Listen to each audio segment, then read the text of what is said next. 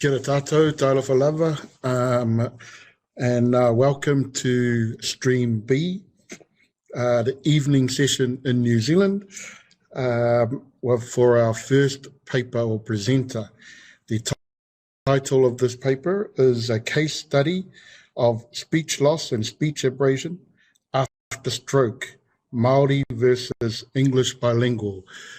Whatalofa atu lau sunga pira, ia manuia lau taulangona ma whaasoa. And I will now hand you over to Peter Kosta from the University of Potsdam in Germany. Thank you so much. Now I see me. Hello. I don't know how to say it because here it is morning and you have already evening, so I would take too much time.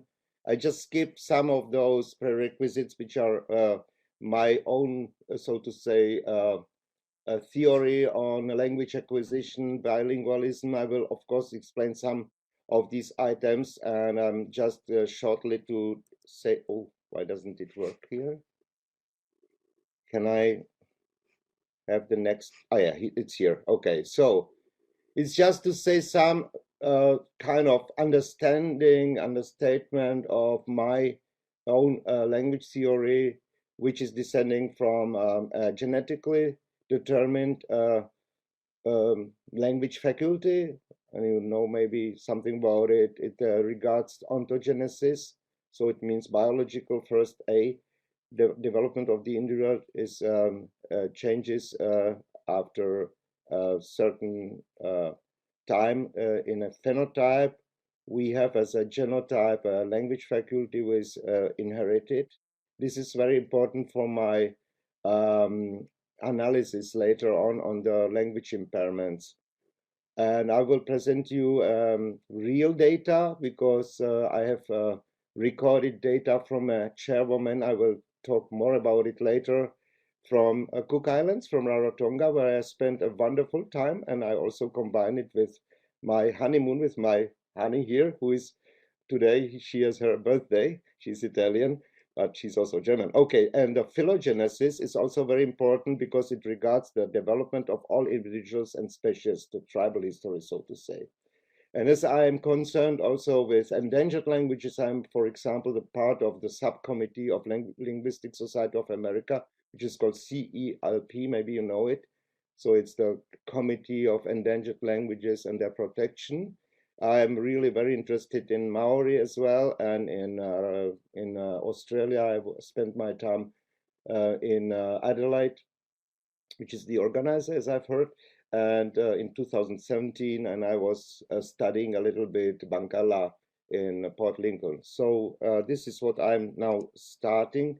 And the next thing is already what I want to talk about. So language faculty is, for me, is really a human language ability grounded on biological principles. Of course, as Jakobson said, it's always both. Roman Jakobson, you know, maybe as a famous linguist who taught his last part of his life in Harvard.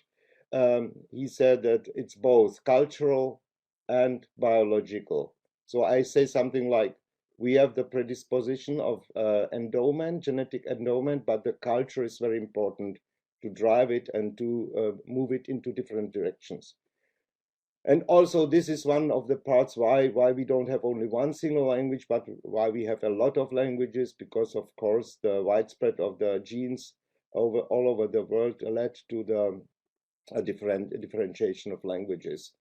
And on the other part, we have contact of languages which lead to an approaching of systems. But what I'm now actually considering is the thing that is more important for our talk. I am speaking today about phonology, and if you look at the system of Chomsky's generative grammar minimalist program, for example, or LGB, it consists, and this is the part of your topic of lexicon. Very important part is lexicon. One shouldn't underestimate it. It's not the case. Everybody thinks that Chomsky is only a syntactician. All the information that is projected into syntax, yeah, comes from mental lexicon. So everything which we acquire during the time of our language acquisition, and I will differentiate between L1 and L2, of course, we derive from the information from the lexicon. This is the part that combines actually my interest with the interest of this fantastic organized conference. I really find it wonderful how you do it. And so I don't go into the theory anymore. This is more like syntax. What we see here is already the projection from the lexicon phase by phase. I don't want to talk about this. This is not important for our issue. My talk is actually now, and it starts now. It's the center of my talk is actually a case study of speech loss and speech abrasion after stroke. And I have had the big advantage, if you want. It sounds a little bit, no, it doesn't sound actually, it is actually a case of chance that I was hosted in a hotel in Cook Islands where a charwoman lived. She has actually served us, a Maori woman, a real mother tongue Maori, who spoke phonetically impaired English. And the impaired consisted of reduplication of syllables containing especially more than 2 consonants clusters. Immediately my suspicion was stuttering, you know, like George, King George, the English King George, who there is a movie about him. But I was, of course, wrong. The lady explained to me that she had a house accident 6 years ago, before 2017, so it was in 2011. Interestingly, the date when I started a genetic project with the Charité in Berlin about language impairments caused by genes mutations. When she was cleaning, she fell off a ladder on her head, and the left hemisphere of the brain was affected. This accident apparently caused a slight cerebral hemorrhage, or this is not clear because she couldn't say anything about it. She was not a doctor and she didn't remember. But she spoke a fluent grammar of, I can judge about English, but I think the Maori was fine. And it is not clear. I wrote here that it was maybe a blood clot that fell near the the Broca-Zone, you know it. This is the productive, the grammatical center of a language faculty, but also not far from the sound production center, which is the thing that I will be concerned with, the phonetic form. So it was not a problem caused by the paralysis of the left half of the face, which you would always have if you, for example, had a stroke.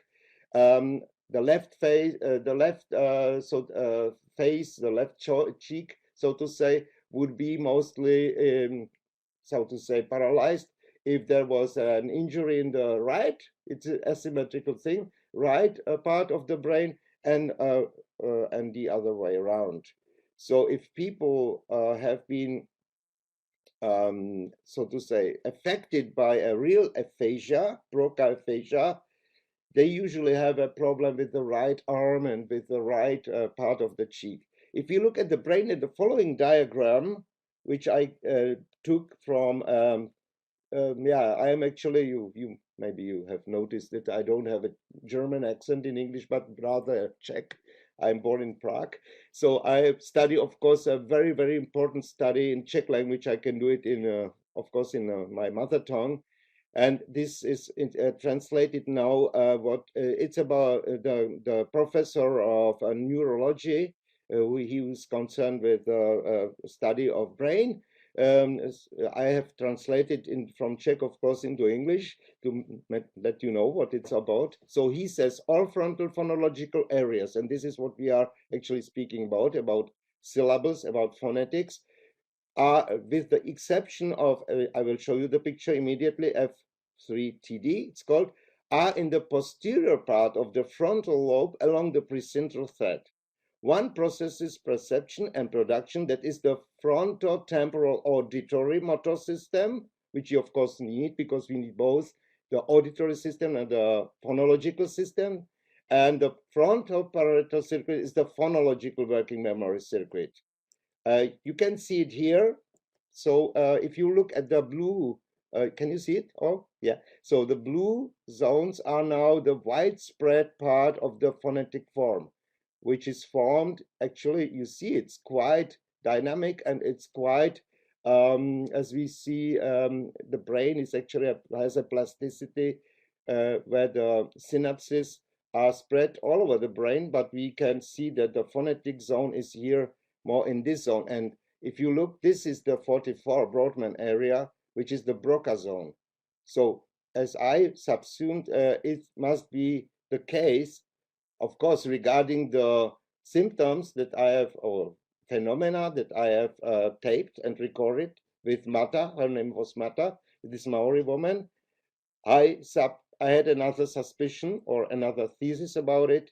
And as you see, the phonetic form, or the production of phonemes and syllables is really quite widespread in the brain. This gave me the idea that even if there were an accident concerning a part of the Broca zone, there was still the possibility of compensation of problems which are concerned with the pure part. But I can show you that the grammar is not affected. So there is another picture which I take from my biolinguistic seminars.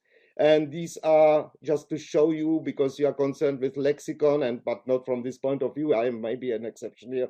I apologize if I do such a special thing, but I'm very interested also in words, Lexis. So you see where pre-lexical zone, you see the spots, the black spots are the part, this is the brain, of course, and we see where they are.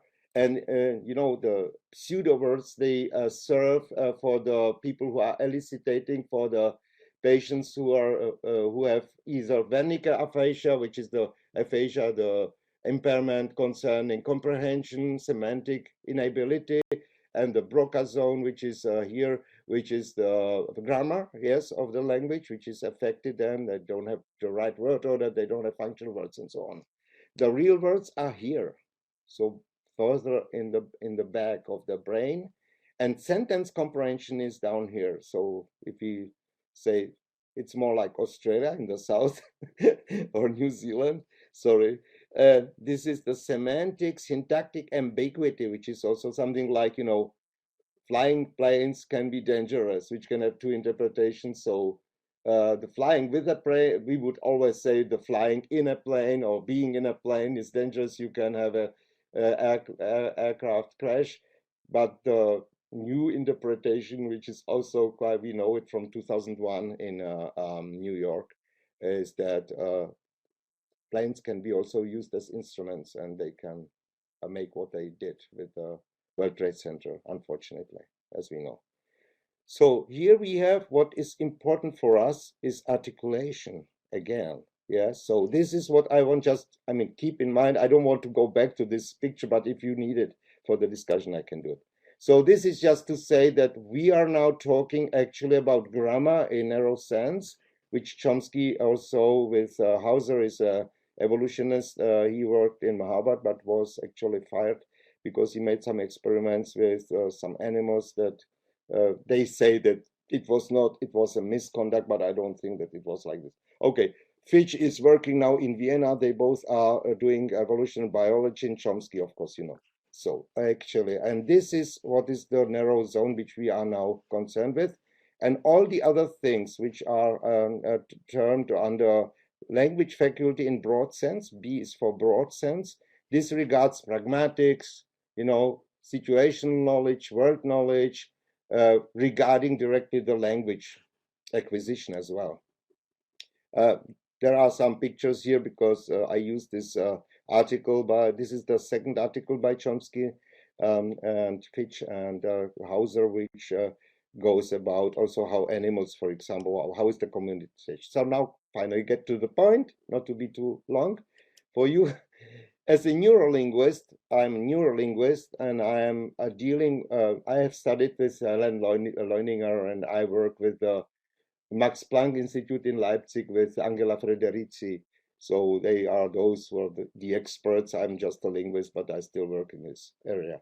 Dealing with incremental language degradation, attrition at Cook Islands. Tanya knows me. I know her also. I've recognized it's her.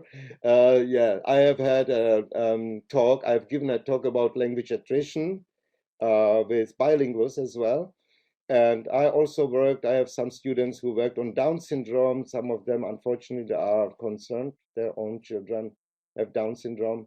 Then verbal dyspraxia, which is the mutation of the gene FOXP2, as you know, maybe from the work of people like, this is the Caucasian people in South London who had all the same kind of impairment called verbal dyspraxia.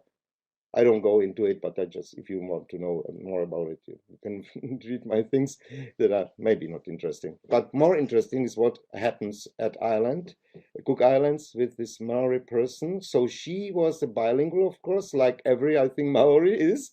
Maybe some of them are even trilingual. And her first acquisition language was, of course, the mother tongue, Cook Island, which she didn't need to learn because she took it from the, as we say, in immersion, from the input, from the parents, from the surroundings. And I know it's a little bit critical, this point, because as we know, Maori is an endangered language as well. But I've seen on Cook Islands that the people are quite a good community.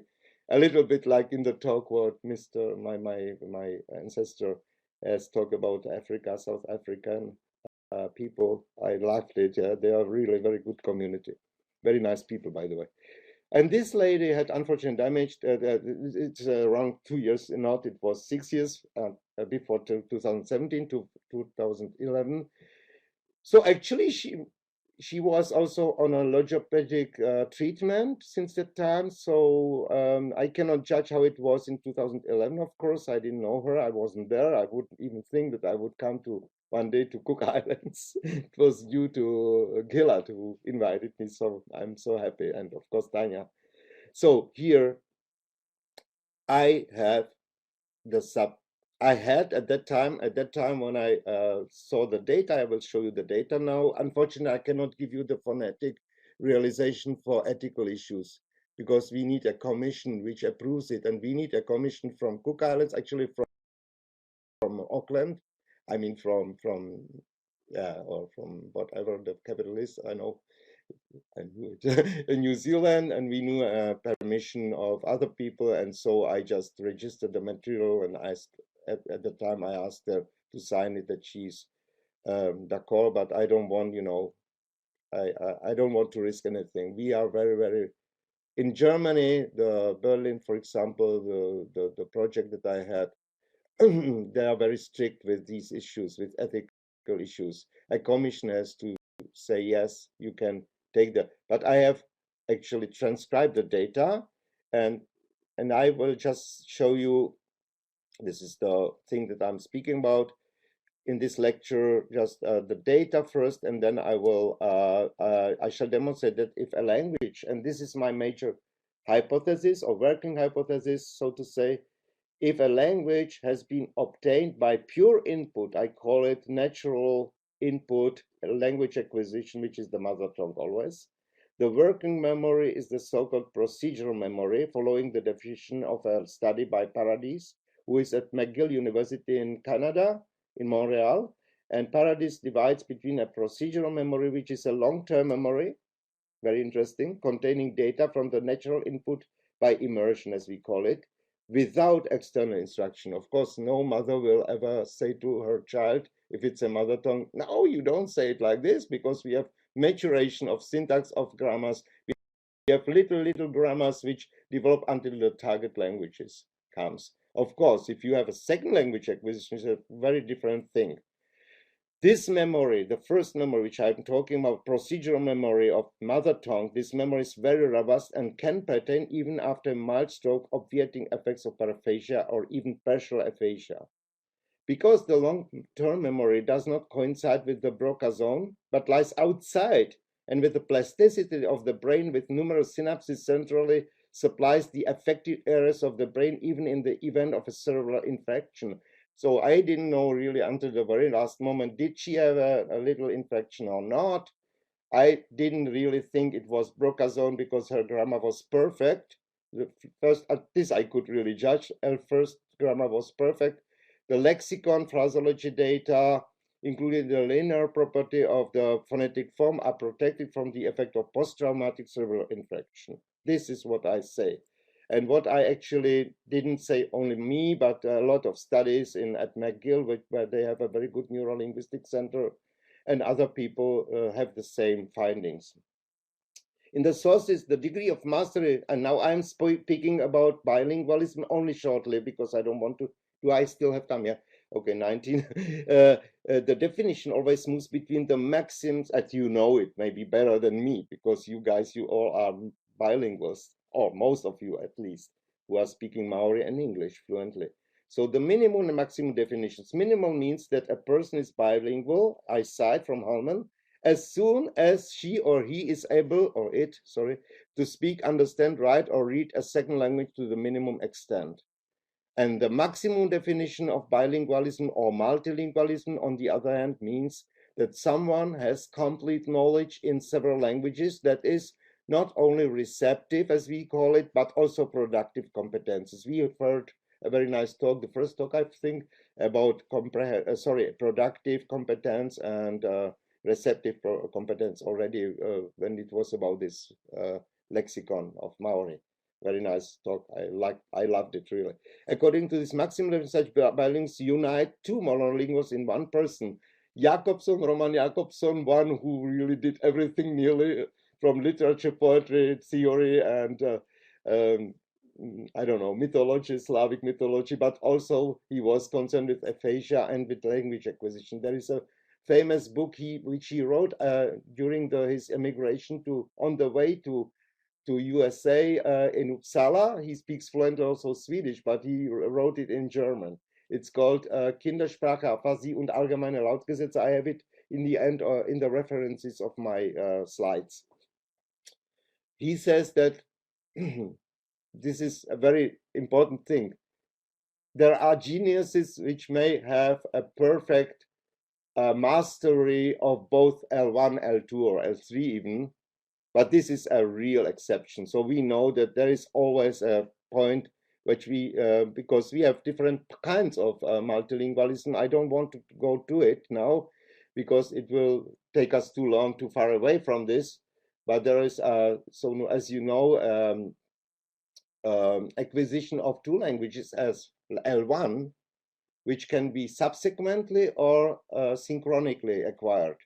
So if one part of the parent speaks Maori, the other English, then you could, in ideal cases, when the father is at home and not always working, and now we have this situation, terrible COVID situation, where maybe the father is more at home than not, or was at home. I don't know how it was in your place, but here it was really locked down.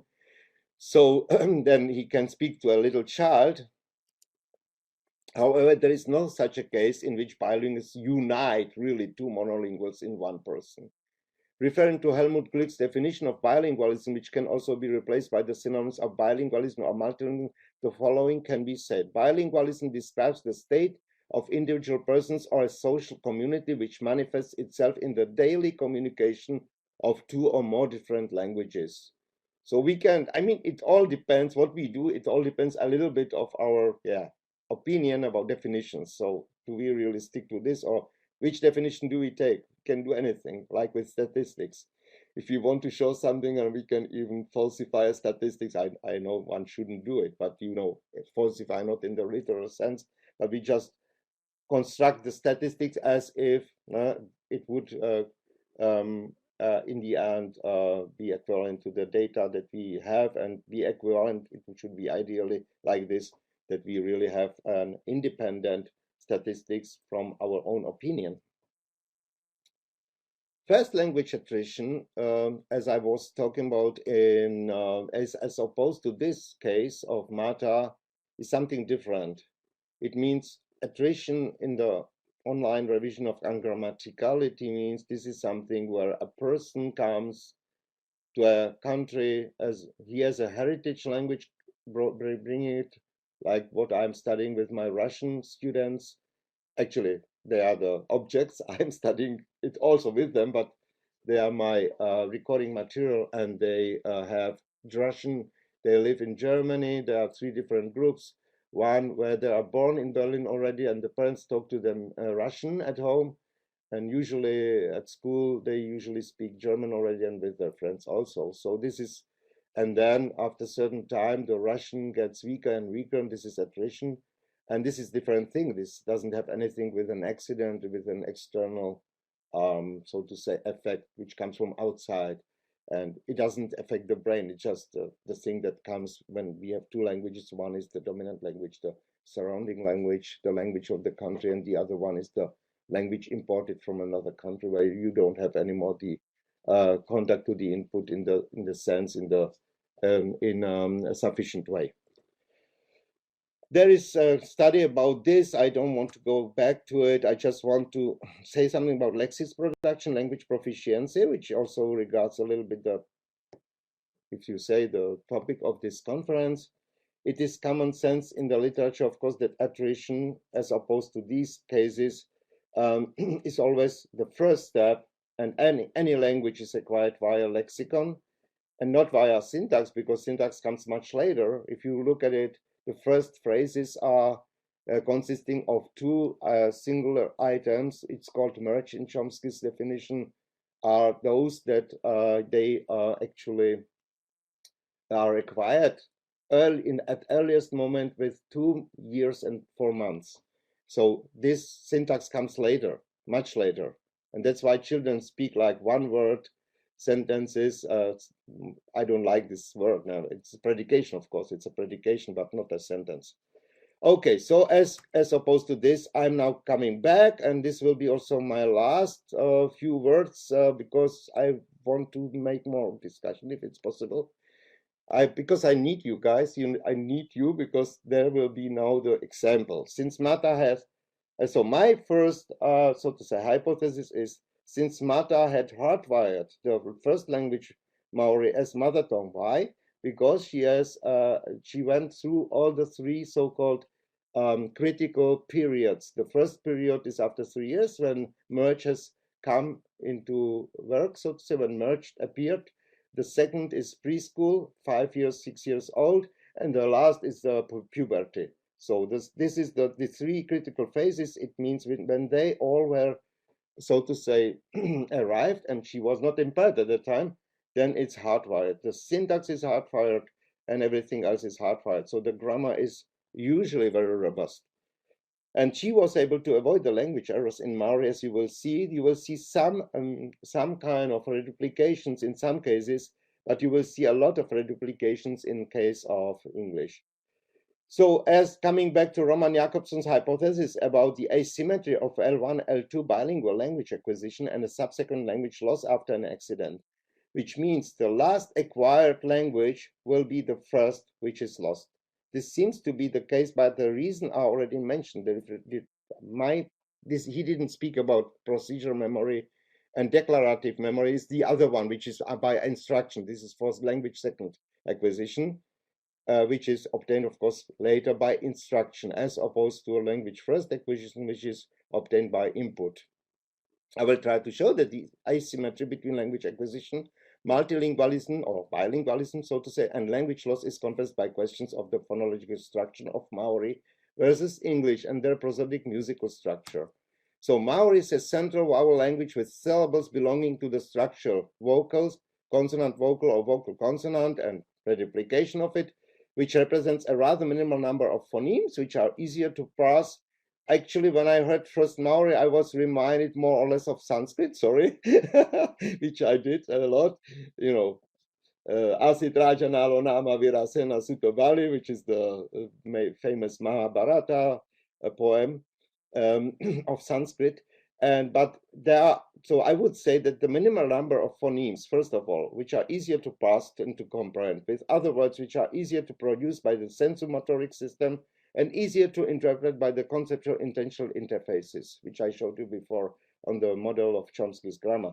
Maori represents a highly economic, I'm very positive about Maori, and minimalist model in the positive sense of a language on the side of syllable structure.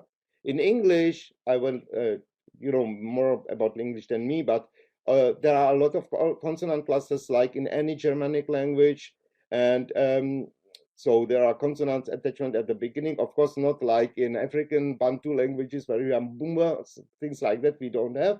But other things we have, a lot of syllables which are closed syllables, so to say, ending on the consonants, and we have also some interesting patterns like which a lot of Russians don't pronounce well, like any kind of word like doing, not doing, and so on. So you see a lot of stops in the end obstruents, and this is maybe what led me to the suspicion. Before I had the phonetic analysis with Meta, and I did 6 days, 6 days only. I didn't have much time, but 2 hours every meeting, 2 hours recordings, and these were comprehension tests, but most are reproductive tests. So she had to read something and to repeat something, and I knew that I had to have evidence and counter evidence from Maori language, which I actually didn't have. This is one thing I tried to get into contact with a woman. I will show you the literature from Auckland, who is concerned. She's actually a logoped, but then she also made a PhD on impairments of language. And unfortunately, I didn't get her because I think she has a lot of patients now with. So since I have had DFG funded large scale, DFG is Deutsche Forschung German Research Foundation, the biggest national foundation, biolinguistic genetic project with a team at Charites. I told you between 2011 and 15, I knew how to deal with disorders and how to, so to say, exclude other, so to say, reasons why she had this problem. So of course, hear loss or things like that were excluded. She was hearing, she heard everything well. So coming now to the examples, and I will just try to say it in her own pronunciation, which of course I cannot imitate, but the normal, so the example, the elicited example was she had to repeat it. The man, it means it was the speech therapist, asked me if I had a heart attack or an accident. The normal non-impaired pronunciation I could give you, there is a device, I would have to go to the internet and so on to give you the right, this is the phonetic transcription. So you know better how to pronounce it. So the man speech therapist asked me if I had a heart attack or an accident. I don't know if I spoke it well. You have another pronunciation in New Zealand and in Australia, I know it.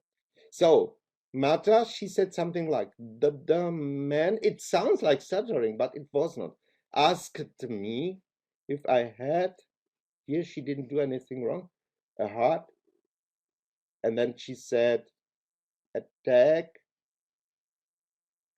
or an accident, like this. I don't know if I did right.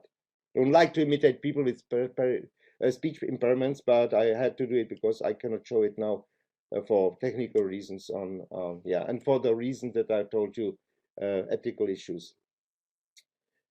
If I had it right on the transcription, then she said something like that. This would be the normal, and I don't want to pronounce it because I don't want to feel embarrassed that I don't have a good pronunciation. I don't have the, unfortunately, I learn it, but I don't have people who speak to me, and I don't have anyone to communicate with me. I would like to learn it really. So what she did twice, she had a repetition as well, actually with the same word, nearly, ahau, and mena. But then she didn't have anything else. She was okay, I think. And this is the second example. I have a lot of examples, but I can only take for this, for reasons of time, only these few. The other example was very similar because I want to, compare similar data and see also regarding the time slots and whether there is an improvement. If we talk a lot about it and if we have a lot of data, we can compare more, we can make a balance, but of course I cannot do it because it's not enough data. We need something like 100 data from different patients, control groups, and all of this. This I couldn't do in this short time. So the other one was actually also show that Mata's pronunciation with impairments appearance of paraphasia with a replication of difficult consonant clusters in English as opposed to Maori, which was quite fine. There was some kind of reduplication, like sorry, I cannot speak Maori, so I understand it. I can read it. So you can say it maybe, Tanya. Yeah, maybe next time. Okay, so I looked into studies about things like that, and there is a lot of, different kind of aphasia or paraphasia, and you see it here. I don't want to go into it. Just you see how many different kind of, I mean, it's really like with SLI. SLI is actually only a name, specific language impairment. You have to look at the phenomena as a linguist at least, and of course they look at more things than and only in a language, but yeah. So I couldn't find any evidence of infarct of stroke for her, because this would regard really the frontal lobe, and not that I saw the pictures, but I knew that she didn't make any grammatical errors in neither of the two languages, which is she bilingual speaker of. And coming to the end, there is no evidence about another kind of, for example, global aphasia or Wernicke aphasia is not at all. She understood everything, of course, not only by speaking and comprehending, but also doing the actions that she had to do. And so I don't want to go to this. I just want to say I have to see Marta again, but what do I do if I cannot, because there is pandemic? So depending on how Marta pronounces her syllables now, I couldn't get her on phone. I couldn't get her. I don't know where she is, but maybe, I mean, she was a charwoman, and maybe she works in another place now. But Marta pronounces her syllables, especially in her second language, English, still reduplicated, or better, I would like to know it, whether there was an improvement after, therapy,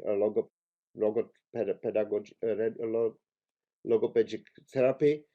But when I actually asked her at the time, she never really spoke about stroke. She spoke about accident. So this is the thing that I can say. Of course, I didn't have the right to see the data of the doctors. I am not a doctor. I'm professor. I'm not a doctor, but I'm professor of linguistics. So, and of course, I didn't know where the people were. I mean, she was, I think, maybe in New Zealand somewhere with this problem. Of course, there is also a hospital at Rarotonga. I saw it. There was a good hospital, actually. So maybe she was there. I didn't ask her. Actually, these are private things.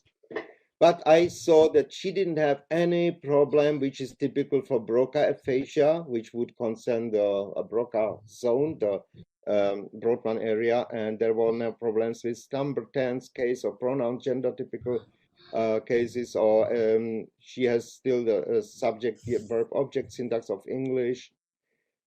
She didn't have any other problems. Wernicke aphasia was not. And I did a recording of 8 hours of 4 interviews, 2 hours, and conducted the 4 interviews with 2 hours between the 25th August and September 2017. And these were actually the things that I am also speaking about. Substitution, addition, I controlled whether there are not other errors.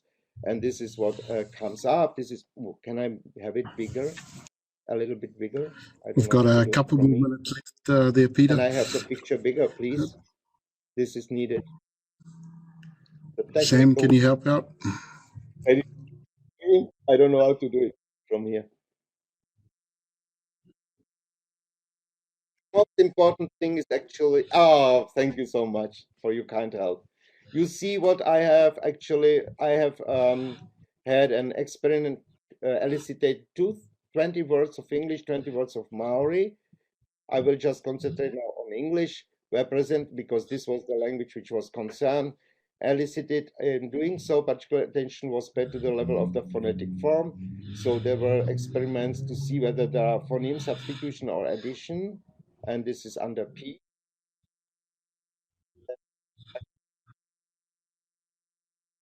Q is environmental error. SR are syllable reduplication, which is the problem that we have already seen. And correct examples are here. What was so interesting is you see immediately the predominance of the reduplication of syllables. This was the first day, 10. On the second day, always the same words, actually. Of course, I had to take the same words. The third was only 6, but then again 9. And we had a break between the day 3 and 4 of at least 3 days or 4 days. So we didn't practice it anymore. So I think that there is a kind of, a hope. Since I, far from being a fluent speaker of Maori, and there was no one around to help me, I could not carry out, unfortunately, the same experiment for Maori with other patients. This would have helped me to prove or reject my hardwired hypothesis that language first, phonetic form and syntax are more robust, so that Maori was affected actually so much. Result of the text, the figures indicate that when therapy measures and psycholinguistic teaching methods are taken, patients can improve significantly with intensive course and follow-up curve. The works of Brewer, which I show in the, and this is my last, what I'm saying, the works of Brewer, Katrin, I think is her name, and the collective indicate that this situation is idle in New Zealand nor in Cook Islands, but I think it's good that we know about it. Vukovic and team have discovered other things. I don't think that this fits into the picture what they have taken as a possible. They didn't work on Maori. They worked on Serbian and Peter, not on Peter, bilingualism. So these are the works if I of can just jump in there, thank you very much. We've Brewer, actually run out of and time. I'm at the end. Yeah, it's the end. Thank you very much. It's Thank you the very end. much. We don't have any questions, but thank you very much for Stubborn, and thank you so much for your patience. Thank you for your presentation. We're now actually going to have a 5-minute break, or we're going to start again in about 4 minutes with the next paper by Dion. But thank you very much, Peter, for your very